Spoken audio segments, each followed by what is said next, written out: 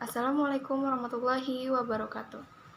Dengan mata kuliah Metode Pengembangan Sains Anak Usia Dini, kami kelompok 2 akan membawakan materi tentang pengintegrasian sains dengan aspek kognitif, afektif, dan juga psikomotorik. Saya Intan Fadila akan sedikit memaparkan tentang nilai sains pada aspek kognitif anak usia dini.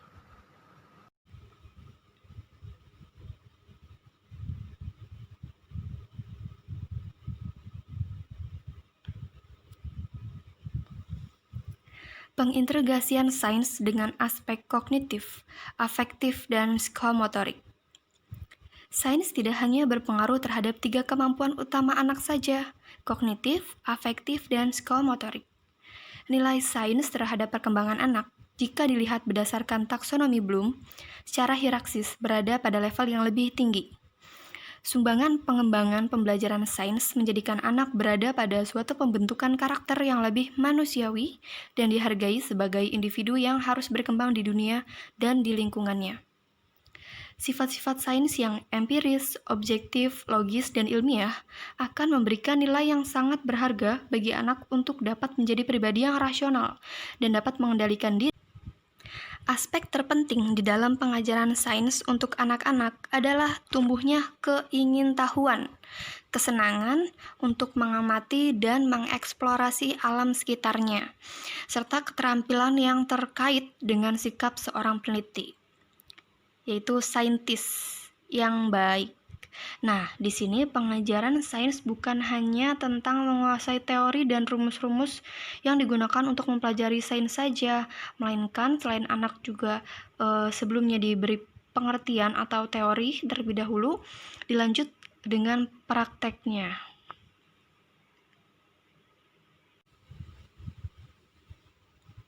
Nilai sains bagi pengembangan kemampuan kognitif anak. Menurut Brufasto 1982 menilai bahwa kegiatan sekolah seringkali dihabiskan untuk mengasah daya pikir dan menyerap pengetahuan. Semata-mata itu adalah keliru.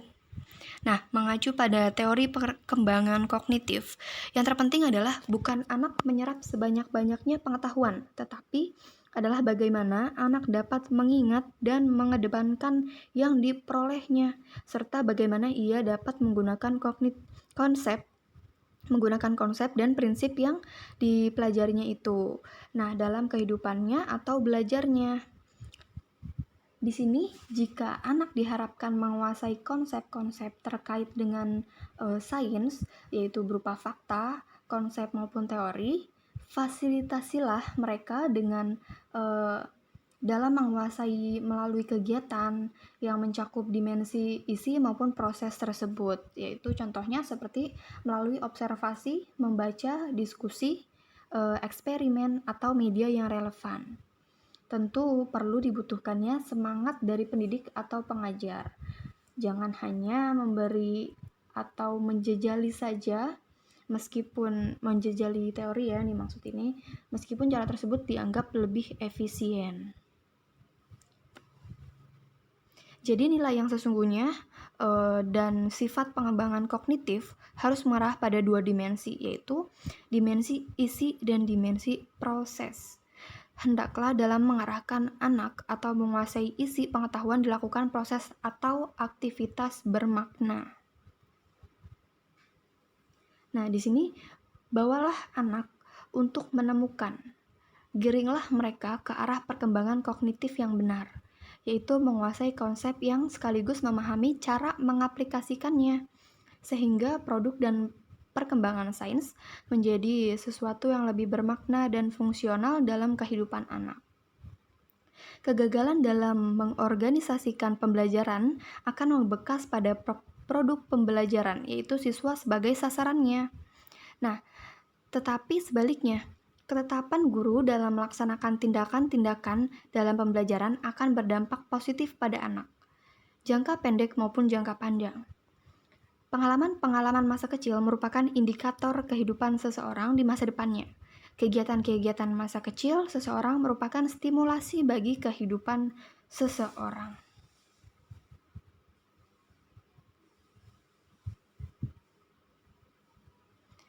Selanjutnya akan dijelaskan oleh Mita Dewi Purnamasari. Assalamualaikum warahmatullahi wabarakatuh. Saya Mita Dewi Purnamasari. Saya akan melanjutkan pembahasan yang setelah disampaikan oleh rekan saya Intan Fadila, dan selanjutnya akan disampaikan oleh rekan saya Eva Fauzia. Selamat menyimak. Nilai sains bagi pengembangan afektif anak. Afektif anak berkenaan dengan perasaan seperti takut, cinta, senang, suka, dan sebagainya. Setiap anak sejak dini perlu diberikan dan dilibatkan pada suasana atau situasi yang dapat memberikan pengalaman afeksi yang membekas. Domain afeksi akan melekat dan menjadi suatu karakter yang mempribadi atau mengindividualisasi pada jati diri anak. Jika dalam pengembangannya disesuaikan dengan tuntutan perilaku yang terjadi secara nyata dalam kehidupan anak. Dimensi afeksi tidak dapat melekat kuat sebagai suatu dampak pembelajaran jika diperkenankan dan ditanamkan pada anak melalui sajian verbal semata. Dengan frekuensi, intensitas, dan proporsi yang tepat pada nilai-nilai afeksi akan menjadi suatu bagian perilaku dan ekspresi anak. Dalam konteks belajar, kejadian-kejadian tersebut adalah yang lazim disebut dengan anak belajar dan berkembang dari lingkungannya. Begitu besarnya pengaruh kehidupan dan lingkungan anak terhadap pembentukan nilai afeksi pada diri anak, maka tugas guru yang terpenting dalam pembelajaran sains adalah menyediakan lingkungan belajar yang menyenangkan, bermakna, menyentuh anak sehingga dapat menumbuh kembangkan afeksi anak secara positif. Ruskato 1982 artinya dapat membentuk anak yang memilih jati diri dan sikap-sikap sebagai ilmuwan. Dengan celaan, ia belajar memaki. Jika anak dibesarkan dengan permusuhan, ia belajar berkelahi. Jika anak dibesarkan dengan cemoohan, ia belajar rendah diri. Jika anak dibesarkan dengan penghinaan, ia belajar menyesali diri. Jika anak dibesarkan dengan toleransi, ia belajar menahan diri. Jika anak dibesarkan dengan dorongan, ia belajar percaya diri. Jika anak dibesarkan dengan sebaik-baik perlakuan, ia belajar keadilan. Jika anak dibesarkan dengan rasa aman, ia belajar menaruh kepercayaan. Jika anak dibesarkan dengan rasa dukungan, ia belajar menyenangi dirinya. Jika anak dibesarkan dengan kasih sayang dan persahabatan, ia belajar menemukan cinta dan kehidupan.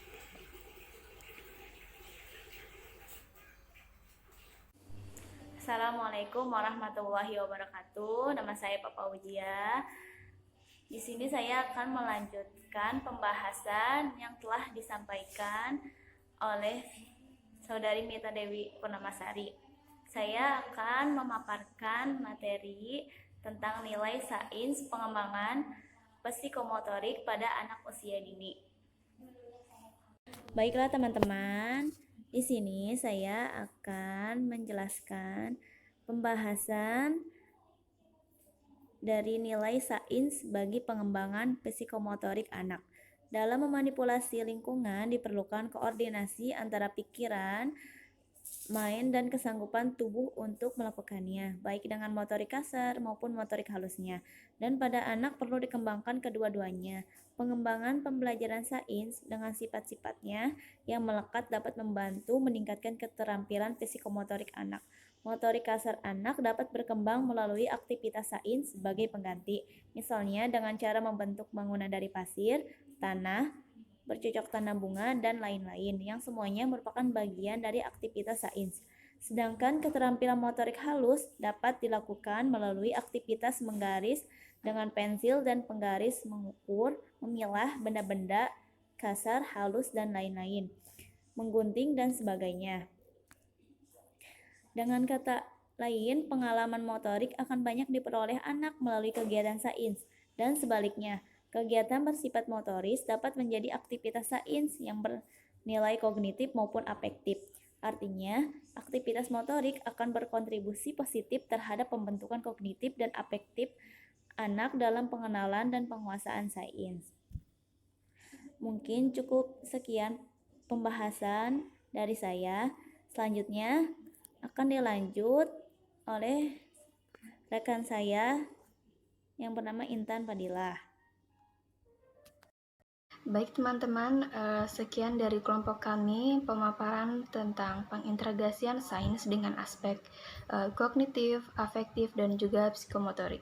Mohon maaf apabila pemaparan materi kami masih jauh dari kesempurnaan, dan selanjutnya kita bisa berdiskusi tentang materi yang kami bawakan ini, dan apabila ada yang ingin menambahkan sangat diperbolehkan. Terima kasih. Wassalamualaikum warahmatullahi wabarakatuh.